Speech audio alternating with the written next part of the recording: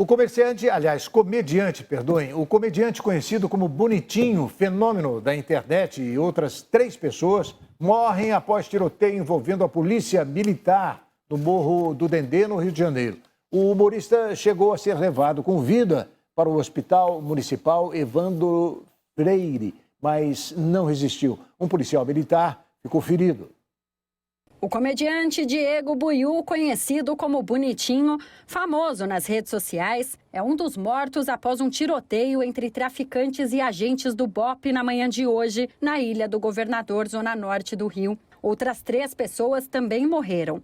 Um PM também ficou ferido. O caso está sendo investigado pela Delegacia de Homicídios da capital, na Barra da Tijuca, na zona oeste da cidade. Segundo a Polícia Militar, os agentes foram até a comunidade para checar uma informação do setor de inteligência da corporação sobre uma reunião de lideranças do crime. Ainda segundo a PM, houve um forte ataque por parte dos criminosos na chegada à comunidade, gerando confronto.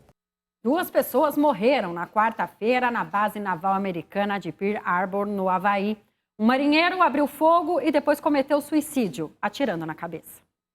Tiroteio na base americana de Pearl Harbor. Um marinheiro abriu fogo, deixando um saldo de 2 mortos e 1 ferido, antes de tirar a própria vida. As autoridades da base, localizadas no arquipélago do Havaí, informaram que a situação já estava sob controle. As vítimas eram funcionários civis do Departamento de Defesa. Não temos indicação se eles foram atacados diretamente ou se foi um tiroteio aleatório. Pearl Harbor abriga tanto a Força Aérea quanto a Marinha. O tiroteio ocorreu 3 dias antes do aniversário de 78 anos do ataque surpresa do Japão àquela base, que deixou 2.403 soldados americanos mortos em 1941. O caso fez com que os Estados Unidos entrassem na Segunda Guerra Mundial.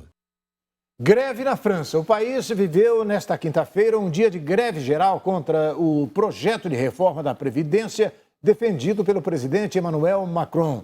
A paralisação afeta vários serviços no país, incluindo trens, aviões, escolas, hospitais e até mesmo a Torre Eiffel.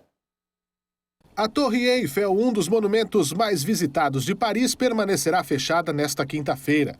O ponto turístico é apenas um dos serviços afetados pela greve contra a reforma da Previdência impulsionada pelo presidente Emmanuel Macron na França. Anualmente, 7 milhões de pessoas visitam a Torre Eiffel, monumento que celebrou em 2019 seu aniversário de 130 anos. Quase 90% das viagens dos trens de alta velocidade foram canceladas nesta quinta-feira. 10 das 16 linhas de metrô de Paris estavam fechadas. Centenas de voos foram cancelados e muitas escolas não abriram as portas. Para evitar o caos nos transportes, muitos franceses optaram por trabalhar de casa ou se locomover a pé. Policiais, garis, advogados, aposentados e motoristas de transportadoras aderiram à greve. Quase 250 comícios estão previstos em dezenas de cidades. Em Paris, as autoridades anunciaram a mobilização de 6.000 policiais para evitar distúrbios durante uma passeata prevista para a tarde. A indignação popular foi motivada pela reforma da Previdência preparada pelo governo de Macron. O objetivo é eliminar os 42 regimes especiais que existem atualmente e que concedem privilégios a determinadas categorias profissionais. O governo considera o sistema justo, mas os sindicatos temem que o novo método adie a aposentadoria, atualmente aos 62 anos, e diminua o nível das pensões. Denúncias de corrupção contra deputados da oposição venezuelana trouxeram decepção para seguidores do líder Juan Guaidó. A ofensa contra o governo de Nicolás Maduro parece enfraquecida. Apoiadores da oposição venezuelana não escondem sua decepção. Deputados aliados do líder Juan Guaidó são acusados de corrupção e a ofensiva contra o governo de Nicolás Maduro parece enfraquecida. Imagino que, como eu, muitos se sintam impotentes porque não temos em quem confiar, porque é claro que não temos um líder na oposição para nos apoiar. De acordo com o portal Armando.info, 9 legisladores entraram em conluio com autoridades colombianas e americanas para exonerar o empresário Carlos Liscano em um caso de suposto aumento de custos na importação de alimentos para o governo Maduro. Quando somos acusados de ser diretamente corruptos, pergunta a Juan Guaidó, com que dinheiro alguém pode dizer que sou corrupto?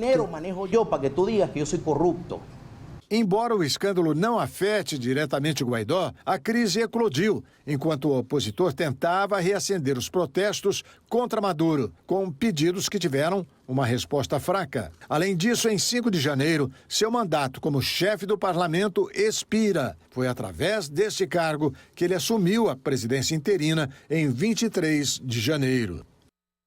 Temos futebol no próximo bloco. Corinthians garante vaga para disputar a Libertadores. Cruzeiro decide agora contra o Grêmio se continua ou não na elite do futebol brasileiro.